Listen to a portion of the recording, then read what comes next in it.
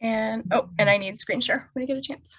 Uh, And I'll let you guys know. So my friend Kyle and I did this presentation together. We have a class called Validity and Validation that we took with Dr. Shalou DeVille. And our chapter to talk about was this one. And we specifically focused on the credentialing half of it. So I'm really pleased to hear that there's someone who does the employment testing part here with us. And can you see my screen okay? yes. Okay. All right.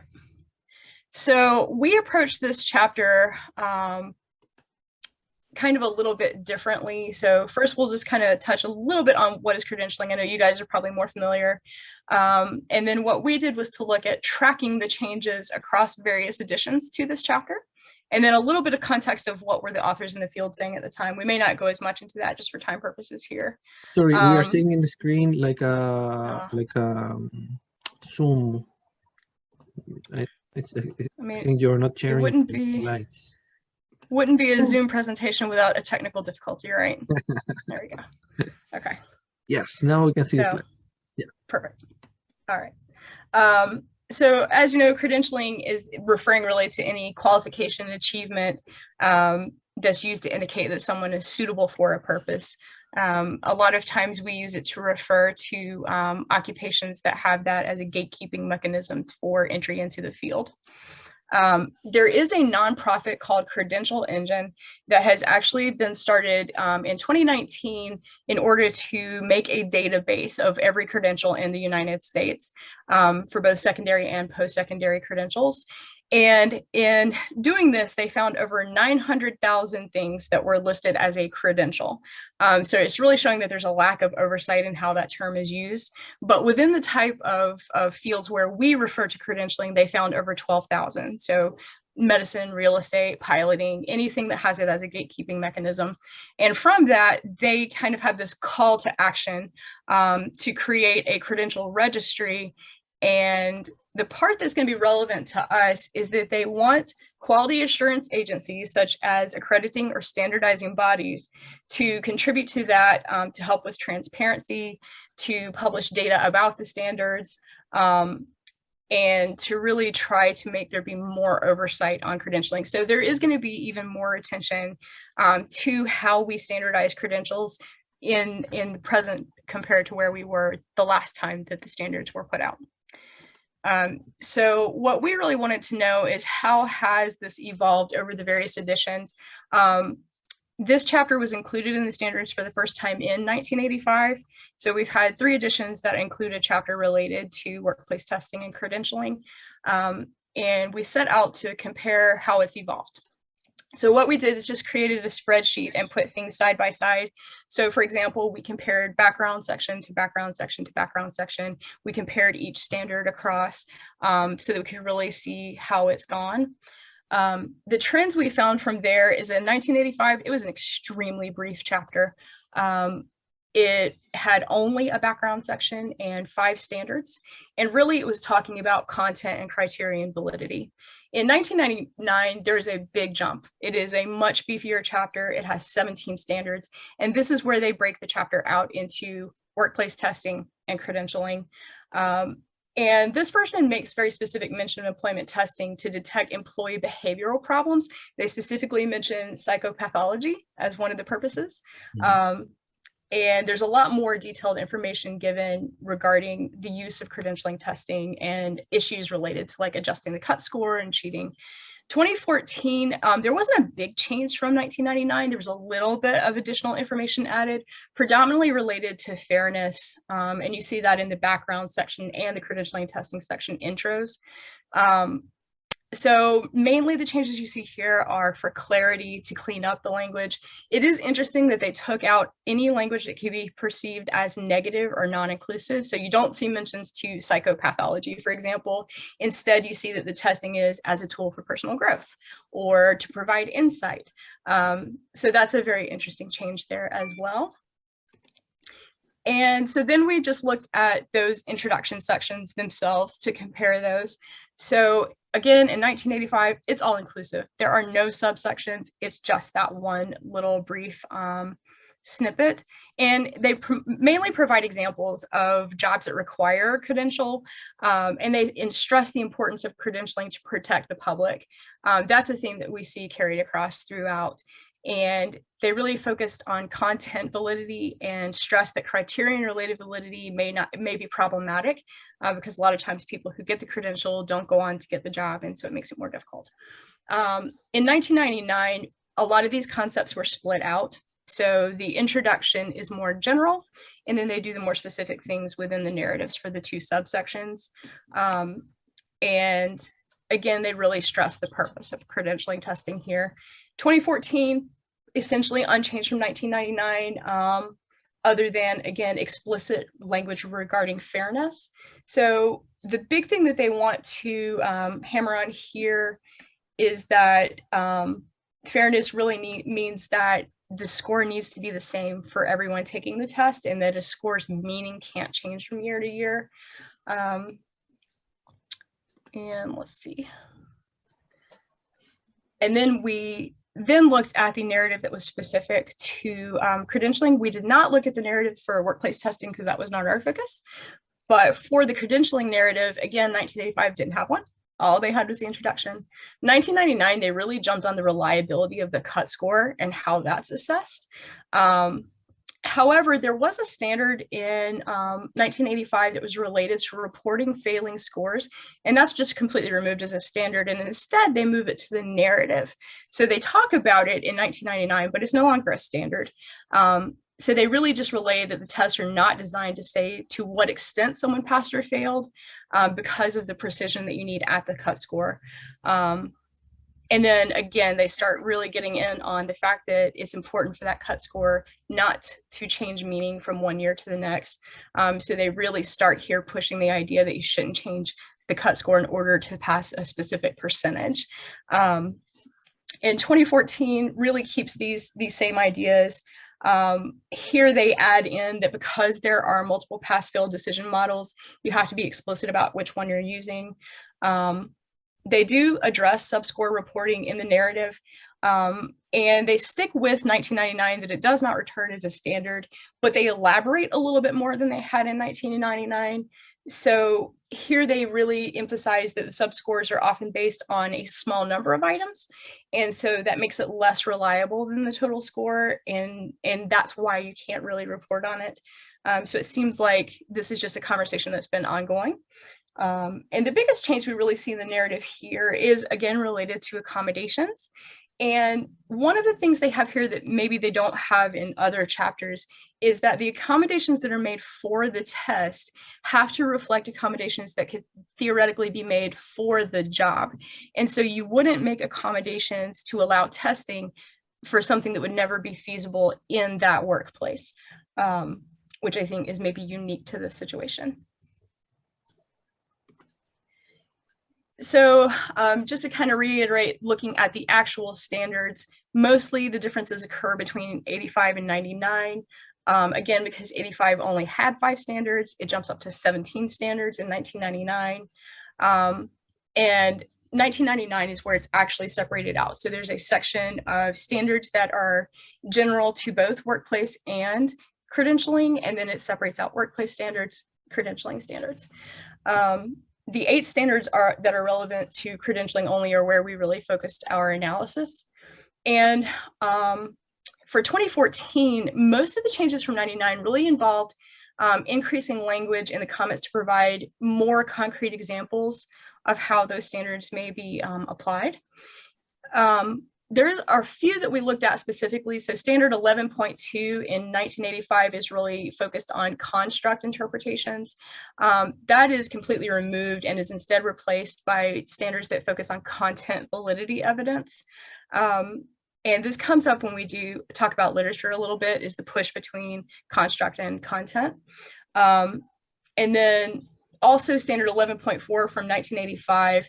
This is the one that kind of gets into subscale reporting, because originally in 1985, it stated that those who fail a test should be given information about their score and how they performed on parts of the test used in the pass-fail decision process. So 1999, that is removed as a standard. It's talked about in the narrative, but it does not at any point return as a standard. there is one standard, 11.5 in 1985, that is virtually unchanged in all three editions. That standard notes that if you combine scores from one assessment or multiple assessments to make a pass-fail decision, the test taker has to have knowledge of that prior to taking the test. The only difference in 99 and 2014 is that they also point out that the relative weights on the assessment needs to be given to the test taker. I'll be a little bit brief on this part, but we did also look at relevant literature from these different time periods that were specifically addressing these editions of the standards and what were they saying needed to change. The big takeaways here is that in the early 80s, leading up to that 1985 or shortly after the 1985 version, there was a lot of focus on criterion related validity. Specifically, there were 2 articles talking about lawsuits related to having to give criterion related evidence. I think specifically there were people who were challenging, that were suing, saying that they had been declined a credential, even though they did have the skills to perform the job. And so they were really saying there's an importance to have criterion related validity to show that this credential relates to the job. That's interesting because criterion related validity has not reappeared as a standard in any edition because it's problematic. So they addressed that it's problematic. And then in the 90s, leading up to the early 90s, leading up to the 1999 standards, we see a focus really talking about the reliability of credentialing exams. So up to that point, reliability had really been reported more in terms of measurement instruments that assessed internal reliability. And here's where we see it shifting about really assessing the reliability of the pass-fail decision. Leading up to the 2014 standards, or right around the 2014 standards, one of the articles we looked at actually did look at the employment testing section and said similar things to what we had, that there was not really a big change between 99 and 2014. And then the one that we found the most interesting was actually by Zaniski, who was one of our guest speakers earlier, and really just demonstrating that there's a growing pressure for more information to be given to test takers. And really putting pressure on this idea that they need to have that subscale reporting or subscore reporting, that there's a pressure to give people taking the test more information about where they failed and how they failed, which I think is very interesting because there's a lot of pushback on that. So just to kind of sum all of this up, you know, that subscore reporting is really the biggest thing that jumped out to us as being somewhat contentious. It was originally in the 1985 version. It went away, it never came back, but now we're seeing renewed interest in that. So I think it creates a very interesting push-pull of what is the function of the standards? What are we trying to accomplish? And what responsibility do we have to the test takers? So I think that might be one of the more interesting conversations that came out of this. But really the thing that we thought was the big fundamental takeaway here is that, you know, credentialing examinations are there to protect the public, and we are seeing more and more credentials come about. And so there's a lot of pressure to make sure that we are protecting the public. And that was the big takeaway for us. We thought it was interesting that in 1986, there was the quote that there was increased public demand for continuing competence and accountability. And that's still true. Like, that hasn't changed. You could say this at any point along the spectrum. So it appears that ever since credentials first became an issue, they have continued to be a bigger and bigger and more important issue. So that is what I have. And I'll flip it back to you guys. Awesome. Awesome. Thank you very much for this presentation. Yeah, it's a great summary and it's very informative. I didn't realize like the complexity that can arise, or the depth that we can acquire by analyzing all these changes through time. It's very interesting. I agree. We set out to do it. I mean, honestly, we needed a project for class, but by comparing the way it's changed over time, I think it actually helped us to see what the issues are, more so than just reading one of them by itself. And I think it's very interesting to see what things stay year after year after year, and then what things just went away. and I do think, you know, the subskill or subscore reporting is kind of a big one. You know, there's a lot of pressure from the people taking the test to know where they went wrong so that they can improve it for next time. But that raises the question of whether or not that's really the job of a credentialing exam. You know? Yeah, I agree with the psychometric aspect of it, and that the reliability of the subscore is not to be like read individually, because that's a lot of you know, there's a lot of complexity in the psychometric analysis that you do for it. So how do you explain to the test user that you know, this is what it was meant for, and then you may not be interpreting it the right way. But at the same time, how do you bring to the test user, you know, the value that they need to improve, or like the information that they need to improve going further? So I'm trying to think. Yeah. Well, and to how much longer would you have to make these exams to do that? Like, they'd have to be so much longer. And some of these exams are already quite long. So Yeah, I don't think like changing the exam or its format is the issue here. It's just like finding an effective way to tell the test taker that that, you know, this is what it is. There's really no easy way to do it. yeah. But I don't know. I mean, I can see that if you are limited by the number of items that you made in the test, and you originally were not planning to have certain reliability in subscores, but actually you see the need for more information. For me, I mean, we should be able then to retrieve more information from the same items.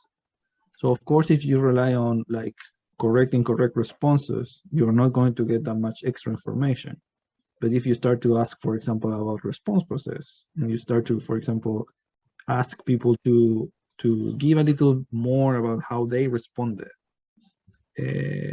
I can imagine that eventually can be like a way in which you don't add that many items, extra items, but still you get more information that then can help you to achieve the reliability that you need to make it useful for the test takers. I don't know, but I can see that to do that is a bit it can be complicated. I'm not sure if it's possible even, but theoretically at least, I think we are losing a lot of information because we are not asking about how people respond. So eventually, if you can, you can dig more in that part of the interaction between the examinee and the test. That's a good point, because I think at least with respect to the credentialing aspect of it, it seems to be like they focus more on content related evidence, right? And so ideally, the standards say you have to try to acquire validity evidence to different types, and response processes are one of them. So based on the research on the response processes, definitely, I think that is a possible direction. Yeah, like just getting more information from the test is one thing. And then the other thing is still, you know, despite like getting all of that, you do have to demarcate a clear boundary in terms of the information you give to the test taker, like, you know, in terms of how it has to be interpreted. I think that's a key challenge as well, maybe more so practically than like technically or like research wise, in terms of what we do as researchers. But yeah, I do see that, because I also think that there's a lot of research on response processes now than there was like a few years ago. So maybe that could be used. Yeah, the more technology too, because now that the tests are being taken in a computer, you have much more options to record this extra layer of information. Yeah, and sometimes even change the format of an item or the test itself. They can facilitate certain things that we couldn't do before. The other a couple of things that I enjoyed in the presentation and I wanted to talk about a little bit more. One was the reliability of the subscores or cut score versus the pass-fail decision. Is that something that you mentioned? Like, emphasize more on the pass-fail decision. And so like I do a little bit of psychometrics, not a little bit, my research is based in this area. So I was just trying to think along those lines in terms of, you do have item response theory models, and I think those are kind of ideal to use in the credentialing area because they are the ones who those are the models that allow you to target measurement of the trait score at a particular area, because that's what you need, right? To differentiate like people who pass from people who fail. So you want the precision to be more at that particular area. So then how do you actually talk about the decision to pass or fails in terms in terms of underlying measurement? That's what I was trying to think. I mean, I think to me that gets to the heart of, is reporting how well they did on the subsections actually the focus of this test? Like, for me, the credentialing test is to protect the public. That is the primary purpose of this. This is to make sure that the people who pass this are qualified to do the job that they're going to go do. And that protects the public from harm. And that's the primary focus. So I guess for me, the question is, yes, it would be useful for people to know where they failed, because essentially if you passed, you don't care where you passed the most, you passed. Mm-hmm. So that we're talking about people who failed and them being able to go back and study more in the area they failed. And that is helpful to them. But does that serve to protect the public? Because I think that's the primary mission. And so I guess my kind of push-pull is, should we be trying to give them those subscores? Like, does that detract in some way from making sure that we're being reliable at that cut score and making sure the people who passed truly passed, and heeding that call to protect the public? So I'm kind of torn, because man, it would be helpful if you had 8 different domains to know which domain was the one you really need to work on.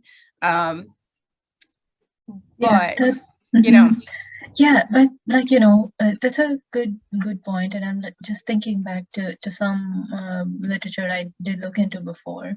It also depends on the design of the test. Of course, I'm not like an expert in the credentialing area, but like, are you allowing for the scores on one subsection to be compensatory to another subsection? Or is it just like you're just like, you need to achieve a particular level of efficiency on every subsection to be considered like, past things. So I think, I don't know if the standards touch upon this, but demarcating those kind of scoring rules and passing rules while you're developing the test with a clear credentialing purpose in mind is a good way to start. So I would think about this as something to be looked into during test development, and then later followed through in the scoring process, and like, even it also depends on how you market the test, and you have to tell them that you have to, like,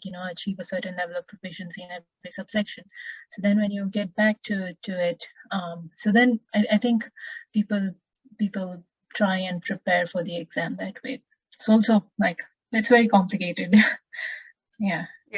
And I think the standard that touches on that is the one that says, basically there's a bunch of different models, so you just have to make sure your test takers know which model you're going by. And I think it depends on the profession. There are some where you have to have a certain level of knowledge in each domain to pass the whole test. And then I think there are some where it can be sort of accumulated.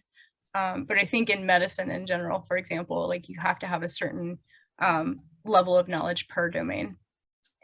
Yeah, then that goes back to your point of public, protecting the public, right? Because that's such a high stakes profession in general.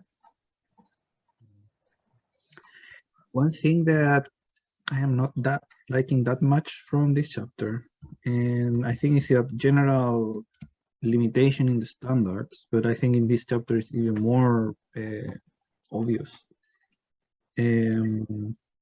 Is this mission or lack of precision regarding who should be in the table taking decisions?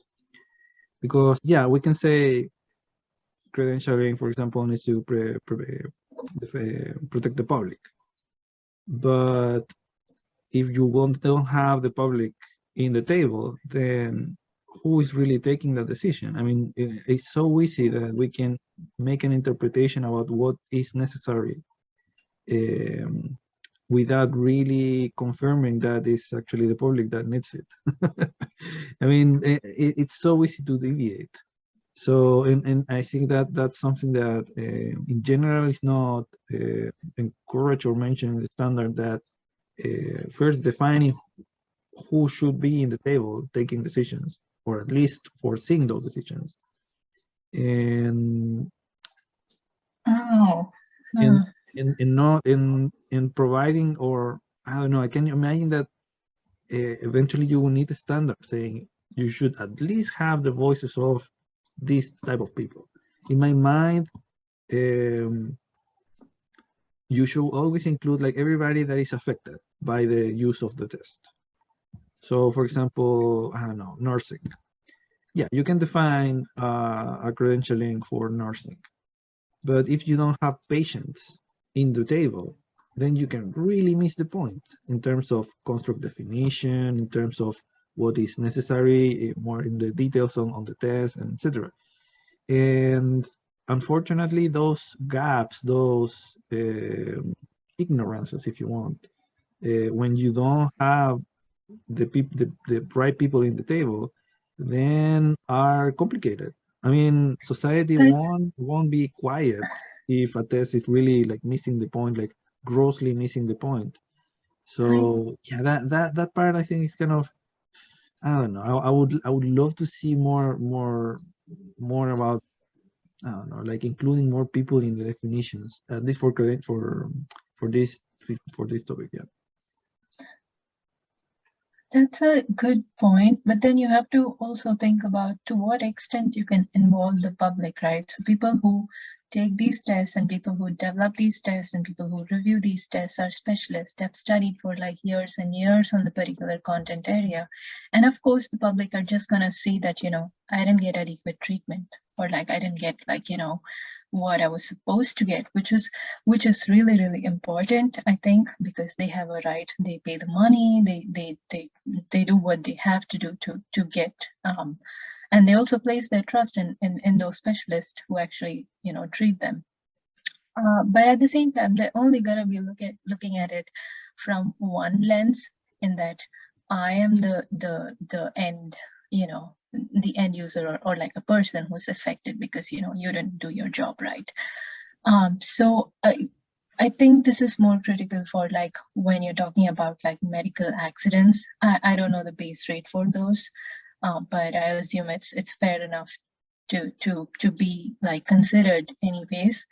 And but I also want to say that that's just one area. That's just contextual consideration. So in which context are you using the test, and are you like, getting information? But still a large part of it should be devoted to specialists just because of their expertise in the area. Yeah. But I mean,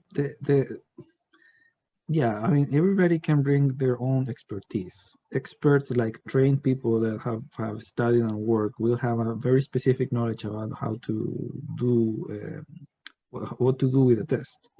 But every group that is somehow affected by the test will have also their specific knowledge and quote expertise. So when you see examinees, they will have a very different new knowledge about the test itself and about the limitations of the test. So you're talking about like focus groups, right? I think you're talking about focus groups, like that kind of research to get information. The exact method that you can use to either inform yourself or represent in a more not that much about the knowledge and information, but also the political part of it, like who takes the decision. Both, I don't think it's okay to prescribe anything, but definitely you need to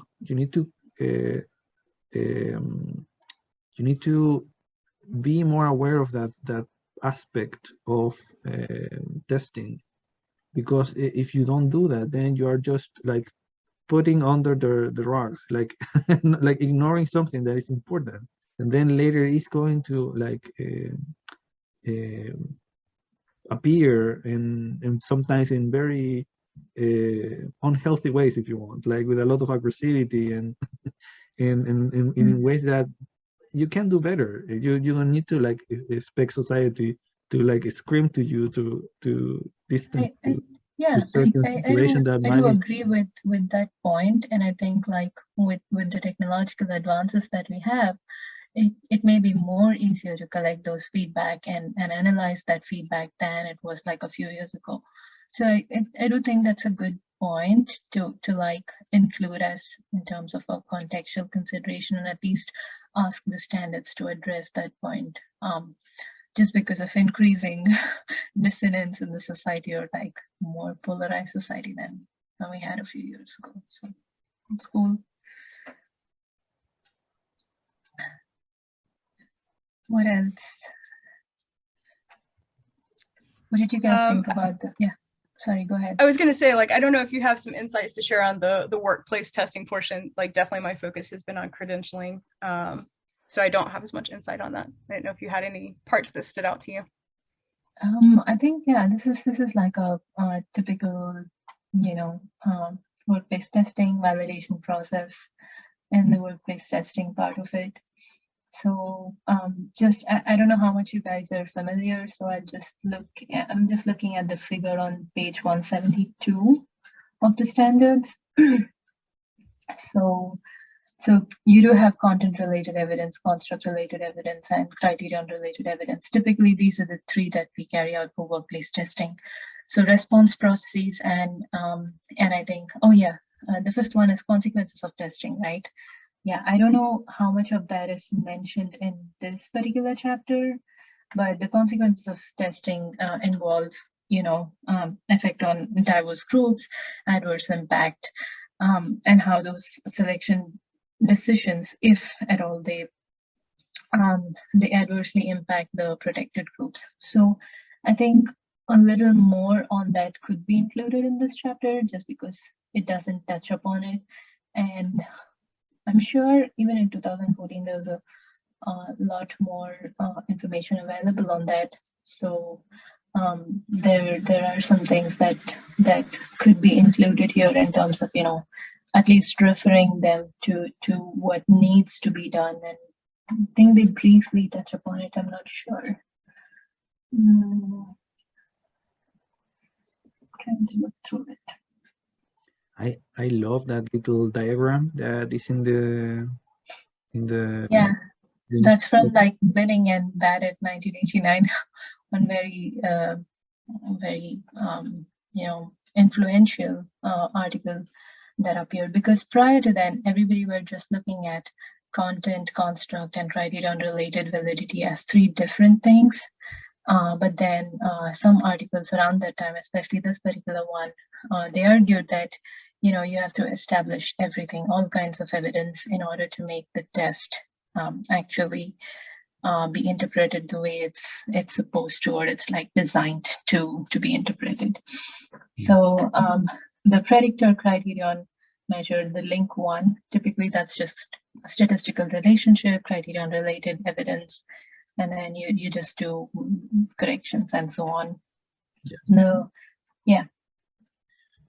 Something that when I was reading that section and looking at the diagram, I love the diagram because it makes so clear. It kind of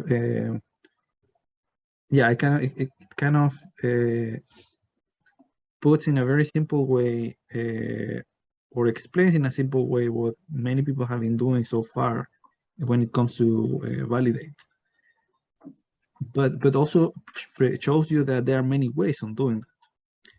And one thing at least that I don't like that much, and maybe I am starting to realize that it is important as well every time you do validity, is that you should not rely on one single path, if you want, in that diagram. So you have like from measure to criterion construct domain, you have at least 3 ways to do that.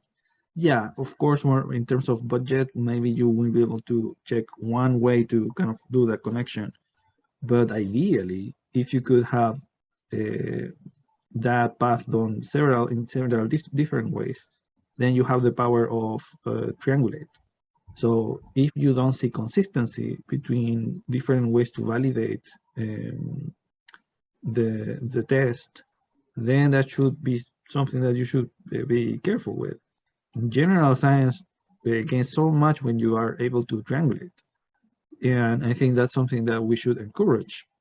And unfortunately, in our world in testing, sometimes we are too, we do one at least explanation and we are kind of fine with that without realizing that that's very dangerous, because even if you do your work correctly, still there is a lot of room for having certain biases, to miss the point in certain things.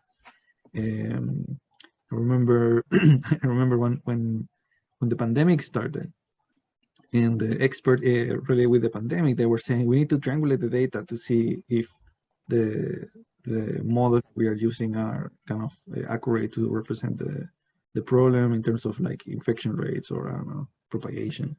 That made so much sense to me. And then I was like, why we don't do that in our field? We should. Because it's difficult. Them. It's like And people have a hard time filling out a single measure, and then your validity triangulation involves administering multiple methods of multiple constructs to them, and that's why, yeah, it's unfortunate, but it's true. Yeah, you're right. I mean, yeah, I can see that there should be a very good reason, more practical reason of why we don't triangulate more. But if possible, I think we should try to have that. Yeah, and in general to have like multi-vision, like not necessarily having like one single vision about things, but like being okay with the possibility that there is a diversity of visions in general about the test that can happen related with the construct, that can happen related with the argument that you are defending. There are many ways in which you can have different angles, and it's better to accept that diversity rather than hiding that and put like one single view that then at the end is not really legitimized, because it's kind of tricky to trust on somebody that says that this is the way and no discussion of it. That's not realistic.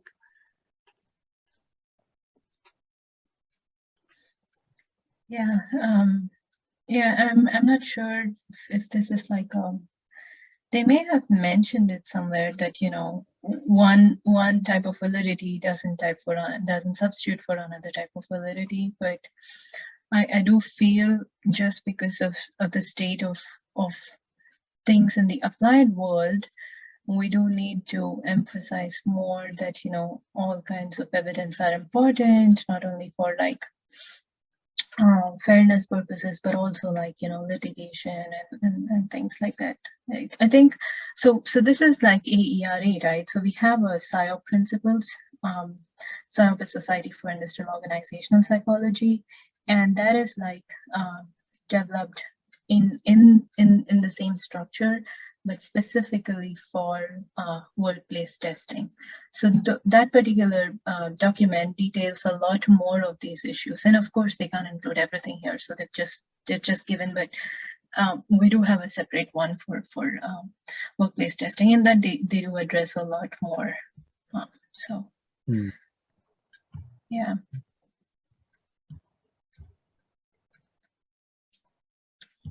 Yeah, you can just think of it as like an expanded version of these 10 pages about workplace testing here.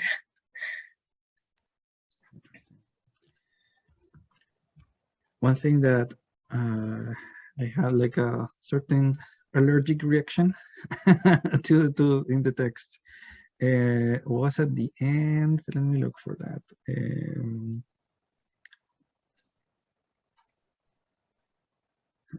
Yeah. In the case of credentialing tests, the criticality of job functions is informed by the public interest as well as the nature of the work itself. Where's So at the very end, when it's speaking about fairness, in the last paragraph. So when it's speaking about accommodations, actually, and I'm basically saying that there are instances in which you should not allow or expect accommodations because the nature of the work itself requires you to have certain skills. That I find it kind of tricky because when you say the nature of the work itself, again, who says that? Who defines that? What are the interests of the person that are defining that? In my experience, the few times that I've worked or deal with people with any type of disability or I don't know, like limitation that could eventually make you think that eventually somebody is not prepared for the quote nature of the work. Yeah, for the nature of the work, you might be surprised. So I mean, it's tricky sometimes when to say this person cannot do something because of the nature of things. Nature is always a concept that is never innocent. We put there like so much prejudice and so much, I don't know, like obviously it is based on experience, but sometimes it's not really exploring what are the possibilities that haven't been explored. I think in that part, yeah. it's kind of tricky. For example, I remember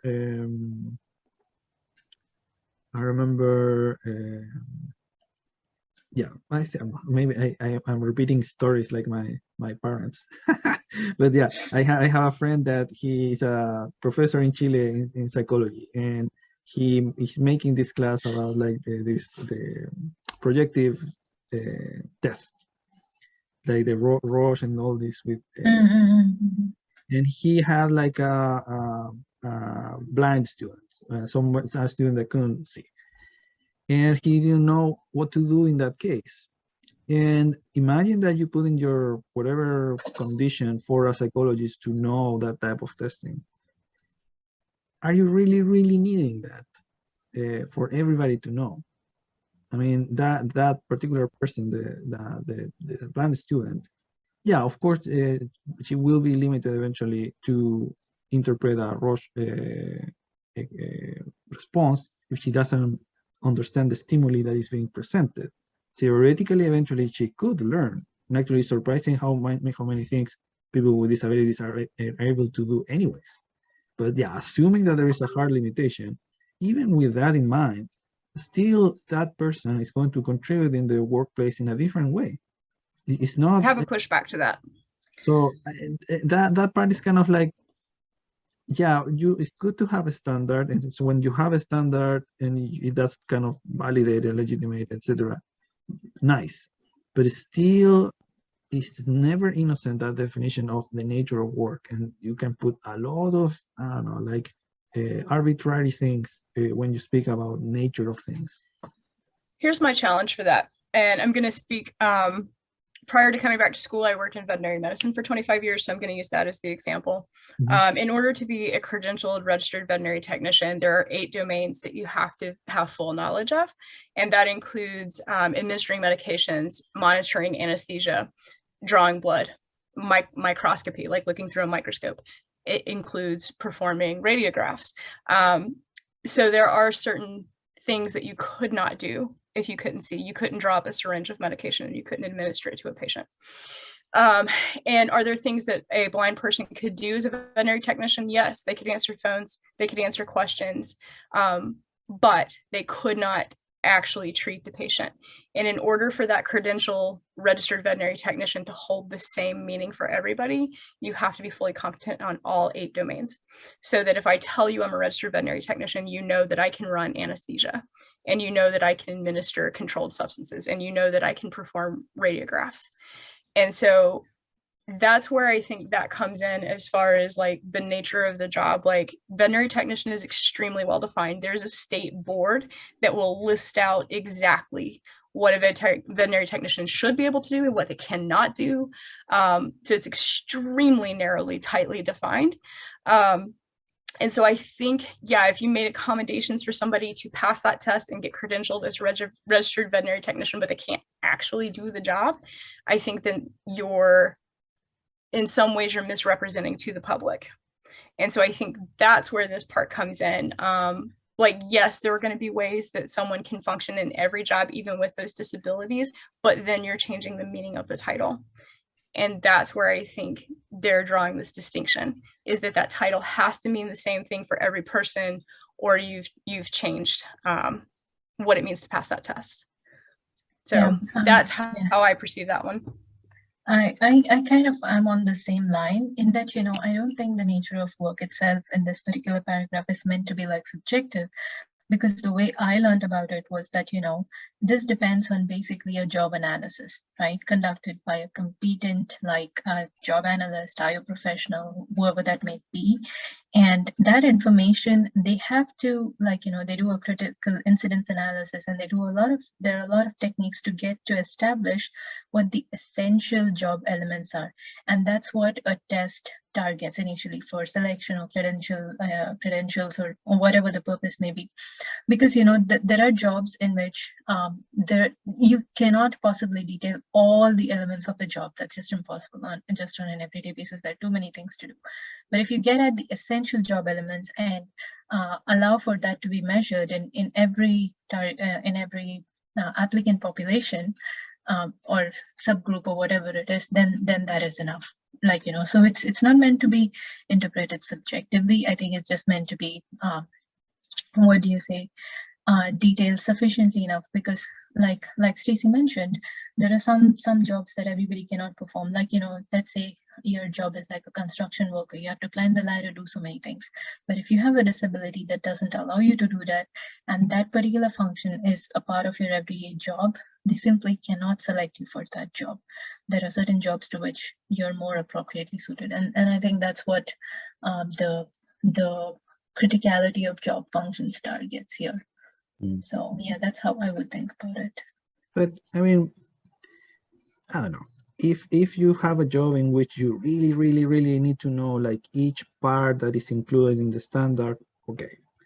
But at least, I mean, I can see that in the general case is more about asking a lot, or like asking a minimum in many things, in which in which the professional needs to be prepared, but it's not necessarily doing that all the time.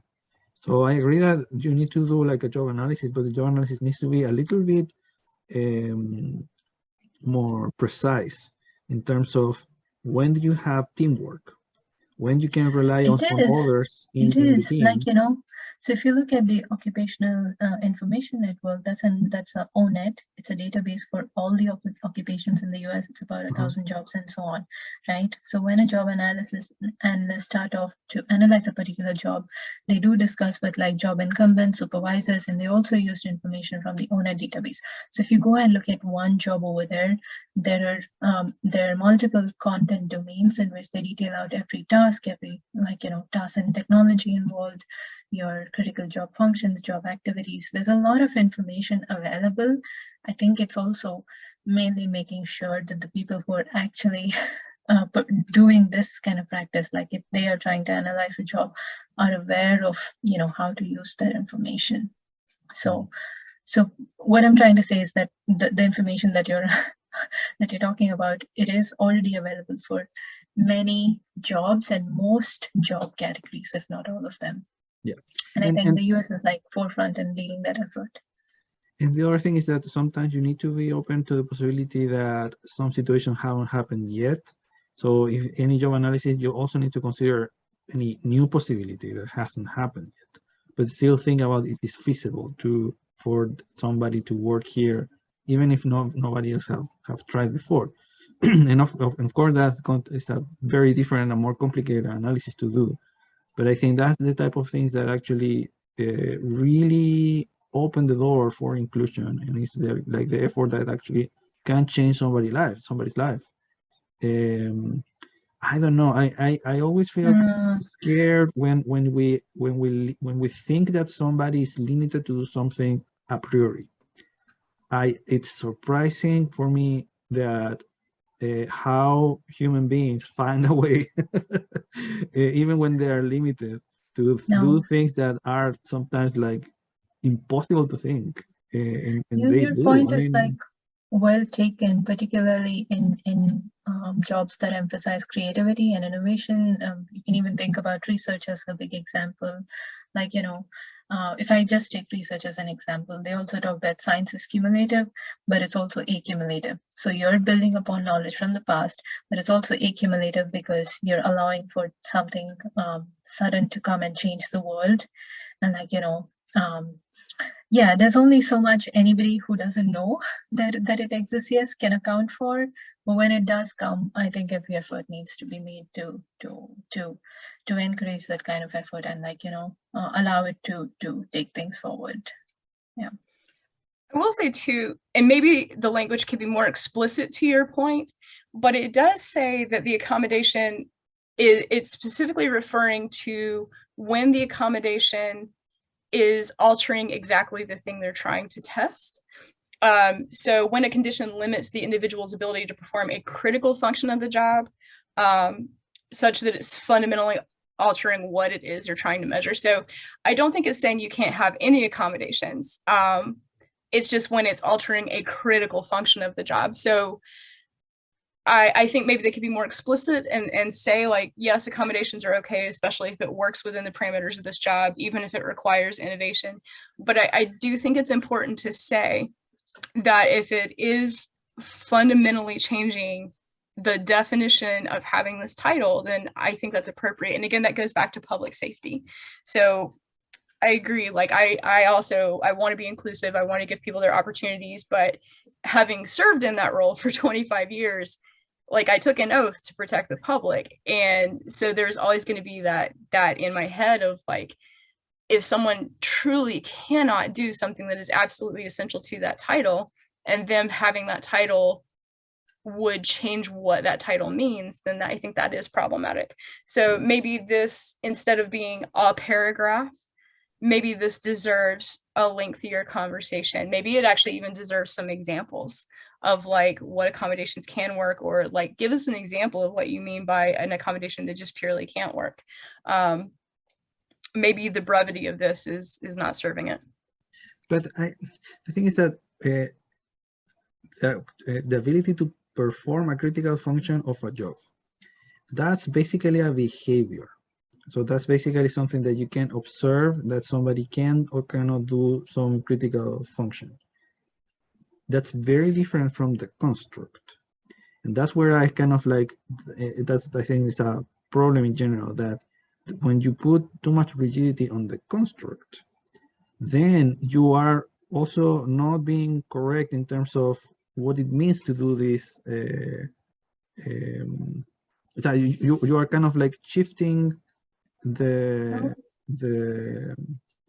you are not allowing someone to perform or to be allowed to show they can perform because you are too tied to the construct. So the links between the construct and the behaviors are obtained through the validation evidence, and that's why it's important to establish the validity of the test before you use it for like high stakes purposes. So you're right in that the behaviors and constructs the are validation part will assume and start from a construct. So most of the time that you do that, and the problem is that, and actually that's recognized by also many practitioners, that sometimes the construct is not really possible to define. I was reading like recently a paper from Chappell about language testing. And even in language that you would imagine that is relatively well studied and with a lot of people thinking of that, the construct itself is under a lot of debate. And sometimes it can happen that the construct that you need to measure for certain people is different from the construct you need to measure for other people, to then have predict or I don't know about their capacities to perform and to have a more behavioral or observed information. So I mean, yeah, if we are worried about performance in the job, let's worry about that. But if you say the construct is important, or the content domain that you define is important, then I think, why you're yeah, gonna allow other people to maybe show you different ways in which they can actually perform in the way you want? And sometimes the so tests are too narrow in terms of who is the ideal person, or who is the standard person, or who is the minimum, when you actually may have different ways in which you can do the same job performance. yeah, I kind of get your point. And then, if you're not like starting from the construct, you do need to have an effective alternative. Maybe depending on the research that exists today, there are some methods of measurement, or like it's like, the credential right now, I'm assuming it's just like you have open-ended answers, or like multiple choice questions, and mostly based on the traditional paper measures. So you could also look at advanced techniques to see if some techniques lend themselves better to measuring certain complicated constructs. So I think there's a way for there's some there is definitely scope for improvement, but you would also need to make sure that that research is thorough, and that you're using it the way, because you're trying to solve one problem, and you don't want to go ahead and create 10 others. So I think that may be something that you need to ensure before But you go let ahead. me give you an example also, to maybe put more in concrete the things I was saying.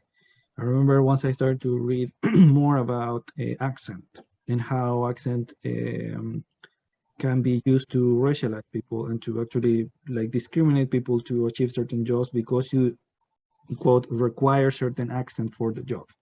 So for example, let's say you are looking for someone to take a position in sales. That person needs to sell stuff in the US.